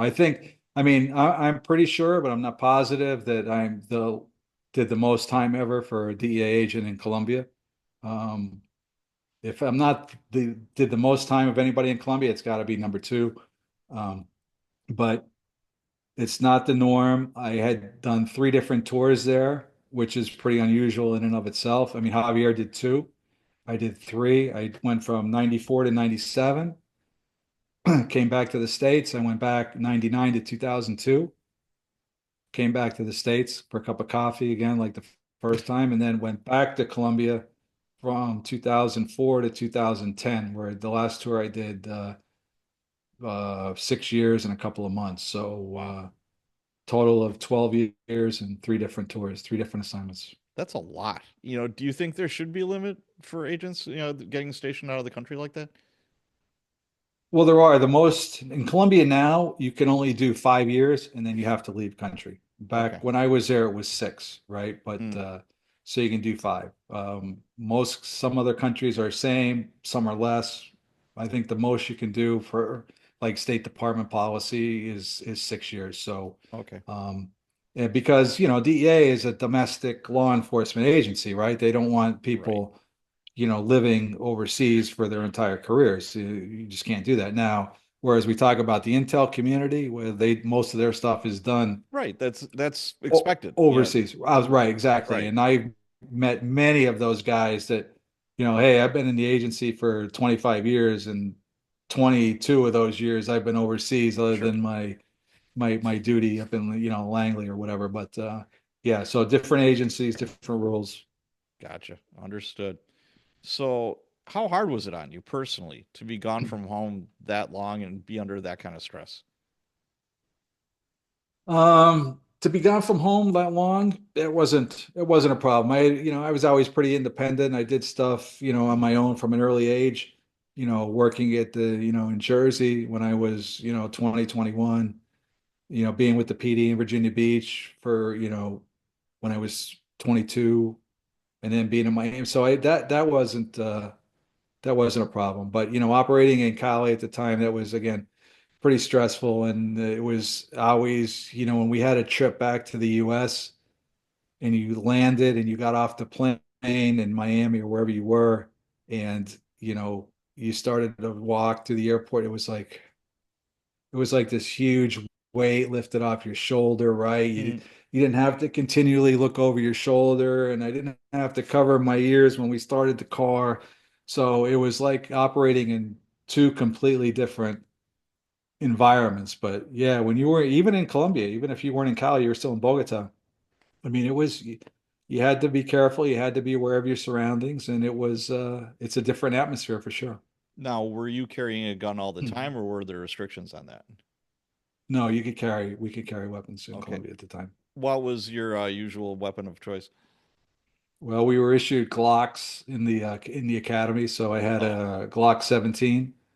I also had, I think later I had a Glock 19 too as like a backup weapon, and then of course we had our own arsenal that we kept in the embassy in the sure. safe there, where we had rifles and other stuff that we can use. So yeah, we were anytime we did operations in Cali, we were pretty well armed. Okay. Well, as well you should be.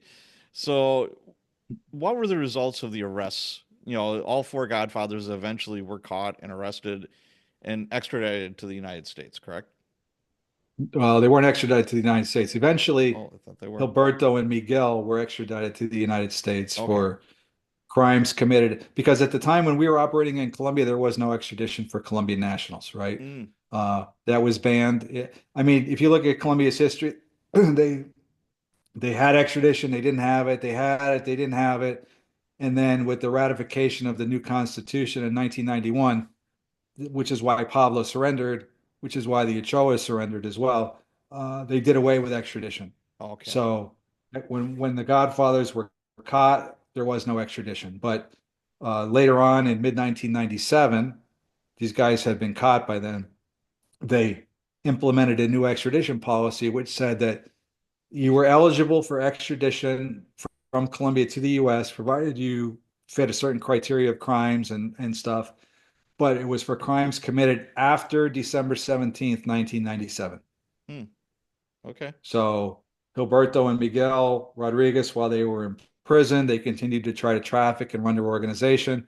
They were ultimately indicted after that date for new crimes and ultimately extradited to the United States. Pacho Herrera and Chepe Santa Cruz were killed in Colombia, so they were never had the chance to get Okay. extradition. But yeah, that was the one thing that they feared the most was extradition.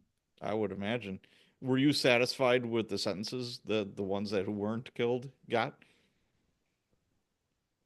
Well, initially Pacho Herrera got, I think he got like 6 years and 8 months, which was a joke. But Yeah, that's nothing. under under Colombian law, if you surrender, you are eligible for certain benefits, right? You surrender, you get a third off your sentence. You cooperate with government officials, whatever cooperation means, you get a third off your sentence. So by surrendering and cooperating, you can get two-thirds off your sentence. So if you got sentenced to 21 years, you do 7. Okay. But with Pacho, though, there was such like outrage in the U.S. that he only got sentenced to that. They later upped his sentence to, I think it was 14 years, Hmm. but then he was killed in prison. So it didn't ultimately Oh, matter. moot point. Yeah. Santa Cruz escaped from prison and was killed in Medellin, 6 months later. So, they paid the ultimate price. Gotcha. So, like every good thing, it's got to come to an end. How difficult was it for you to retire from law enforcement? How did you deal with it? For me, it was pretty easy. I always said that, I was going to retire as soon as I could when I was first eligible, just Yeah. so I can go out and do something else. And, for me, I came in under the new system, and I think it was the same under the old system, was that kind of like the military. You can retire with 20 years of service at age 50, or you could retire with 25 years of service at any age. So since I came on so young, I did 26 years and I was still 49 years old. Oh, yeah, So that's I was young able for. to retire. Yeah, Yeah. it was young. So I did my 26 years. I retired, got a job in the private sector. I always wanted to do stuff. I worked at a bank for 4 years doing, money laundering and Mm. worked at the private bank doing, know your customer, AML, stuff like that. And then I got into doing, narcos and consulting and stuff like that. So for me, the transition was easy. It was something that I had planned for even a couple of years before I retired, getting different certifications in anti-money laundering so that I could Mm. apply those and use them, after I retired. So, I know some people have a hard time transitioning or whatever, but for me, I mean, it was seamless. I was prepared for it, and it I adapted fine. It's funny because I've known quite a few, and I'm sure you have too, where the job is your life, and I don't know if it's denial or what it is, but they just don't want to think that it's going to come to an end, and then it does. It's like you're driving that Ferrari 100 miles an hour down the road, and then you just stop. You hit a brick wall, and some people like you planned for it. I could tell you got like a good head on your shoulders. Where there's others in our profession that just have such a hard time separating from that. It's like, okay, I was Sergeant O'Donnell for, 25 years. Now I'm Mr. O'Donnell. I'm Pat or Yeah, whatever. And some people have a really hard time with that. it's true. But like I say too, though, working in DEA and working in Colombia, especially, that's like dog years, right? So 1 year in Colombia is like equal to 7 years. So 12 years there, that's 84 years. That's Oof. enough, right? So Yeah. it was so that part. Plus the other thing too is in when I was in Miami and obviously in Cali in Colombia the first time, those were the greatest years working because you're an agent, right? You're a street level agent. Right. You're doing the work. You're not concerned with a lot of the politics and the other stuff that goes on, the bureaucracy. But as you rise up through the ranks, which JP did, in Murph, and I'm sure they'll tell you the same thing, is that you get, as I did too, you get further removed from why you Okay. joined the DEA, Yeah. doing those operations, running around on the street, to, being an assistant special agent in charge and having no, not going on the street and not doing operations and dealing with, bullshit bureaucracy. It's frustrating. And that's what really wears you out, is the bureaucracy, Oh yeah.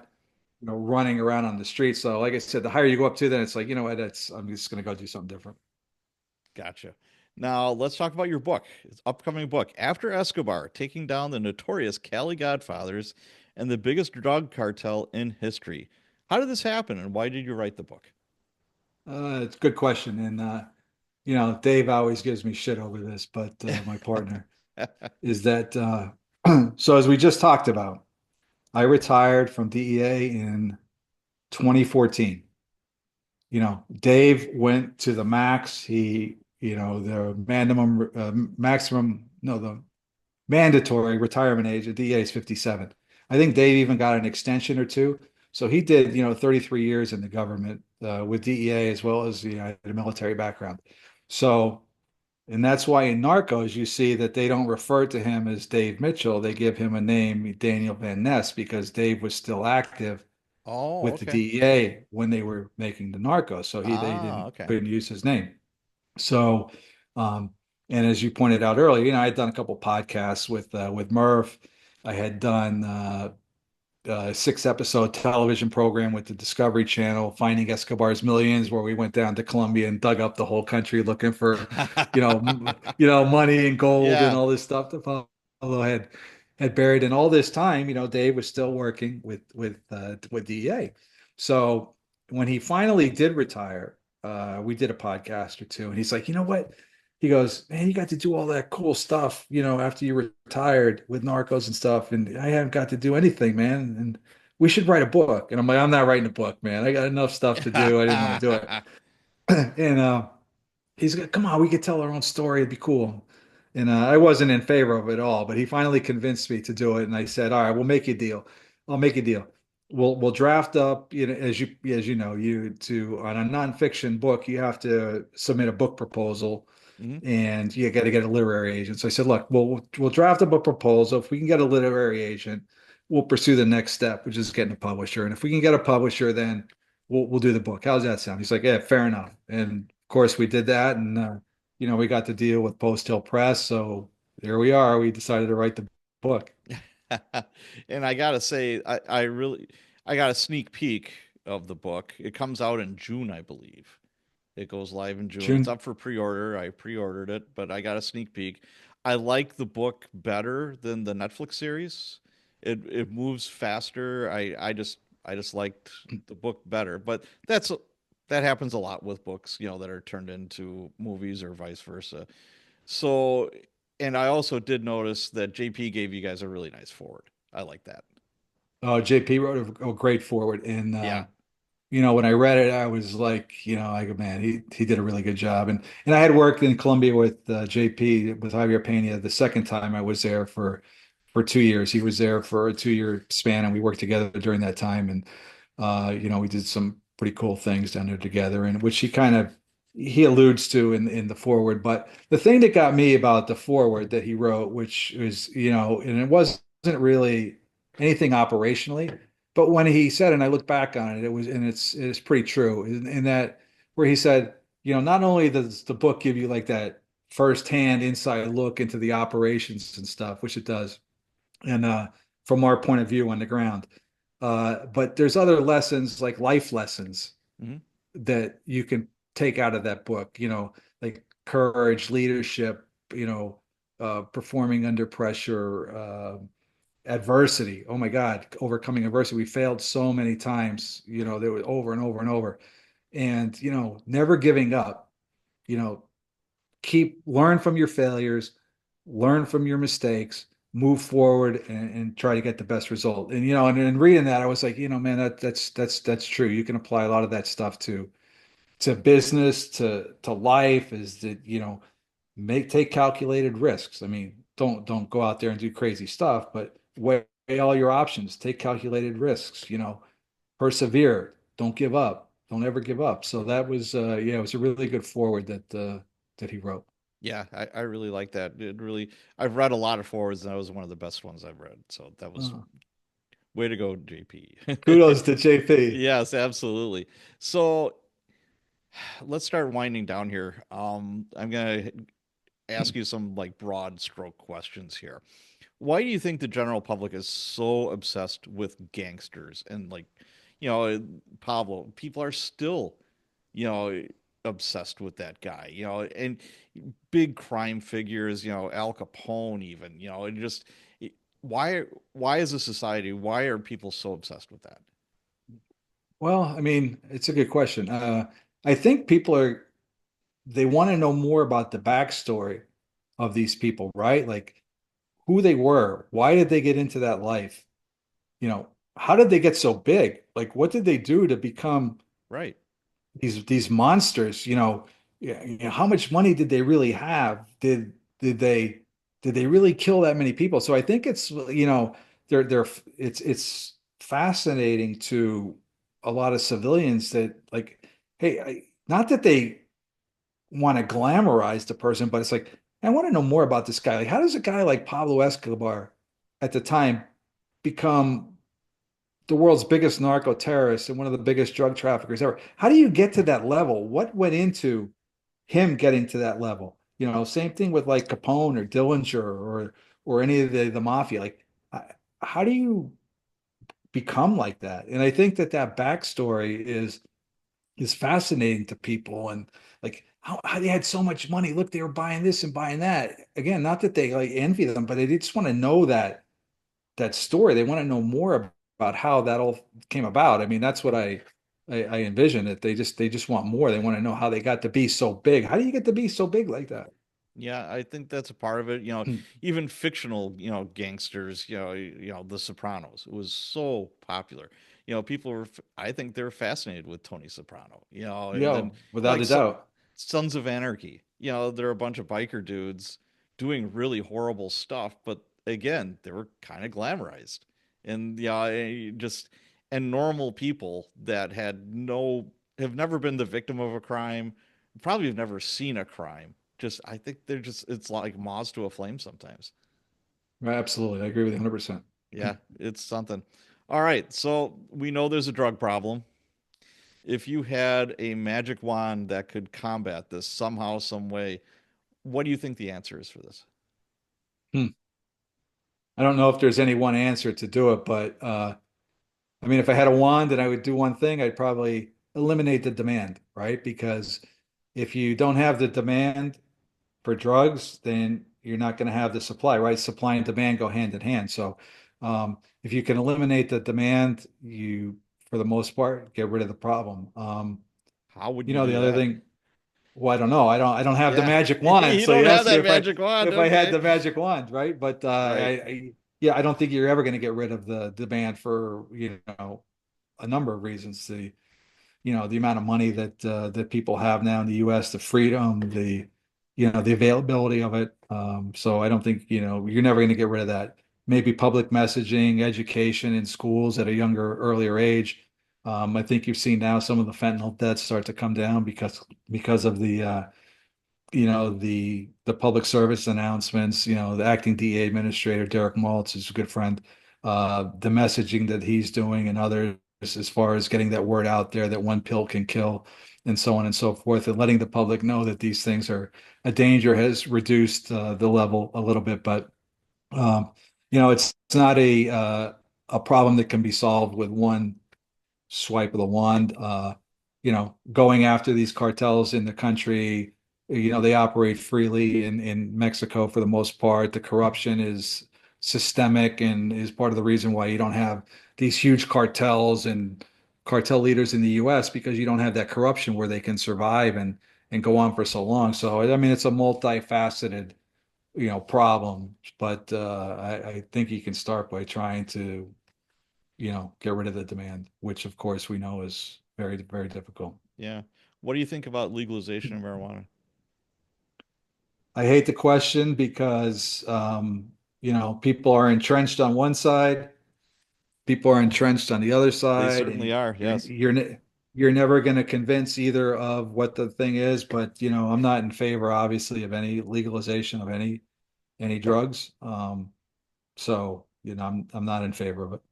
But again, I don't like to talk about it because it's just, you're going to have your facts, I'm going to have my facts or your Right. opinions, and we're not going to convince each other. So it's kind of a debate without a moderator. Yeah, the way I look at it is, I've had friends that had, they were terminal cancer patients. The only way they could have any kind of appetite was to smoke dope. And okay, I understand that. You're on your way out anyways, Mm, and, it gave them a little bit of comfort. sure, But, and I understand that. right. But then you have the camp where it's like, oh, it's all natural, it's so wonderful, it's so great, blah, blah, blah, it's going to cure this and that and the other thing. No, no, it's not. I enjoy talking to my friends about this, and I've got friends that are on both sides of the coin, either side. And I'm like, just because it came from Mother Earth doesn't mean it's good. So poison comes from Mother Earth as well. There's some poisons that'll kill you Right. dead. And I think it affects people differently. I remember I was at some kind of conference or something. There was a doctor there that was an addiction specialist. And I said, it was a break. And I'm like, let me pick your brain real quick. I said, is marijuana, can you become addicted to it? He said, I can become addicted to chocolate. He said, it's a Of drug. course. Of course you can. But you have people that just refuse to acknowledge that. And for some people, it is a gateway. Not to get on my soapbox too high, but I've seen it happen firsthand. Some people, yeah, they can recreationally use it. I mean, you're rolling the dice and you're supporting some really, really shitty people by doing this. But there are others that it is a segue and you want bigger and better. So yeah, Absolutely. I agree with everything you just said there 100%. yeah. I don't know, but stay tuned. I guess we'll see what happens. So if somebody wants to find you, not in a nefarious way, where do people go to learn more about you and your books? Well, you can go on the internet. There's multiple references there for me as far as Narcos and other stuff. We have a website for the book, www.afterescobar.com. Easy to remember the title of the book.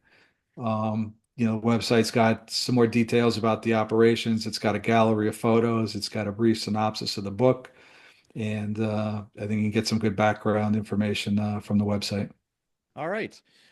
Thank you, Chris, for all of your time. I know we went, we made it in under 2 hours, so that's good. The name of the book is After Escobar, being released, I think June 25th. Is that the date? June 24th. 24th. I was close. I was close. So again, I definitely recommend it. And again, thank you so much for being on the show, Chris. Thank you, Patrick. I appreciate it. It's available on Amazon, Barnes and Noble, and other places for pre-order now. So you can order it now and get delivered, or it'll be released full publication June 24th. Sounds good.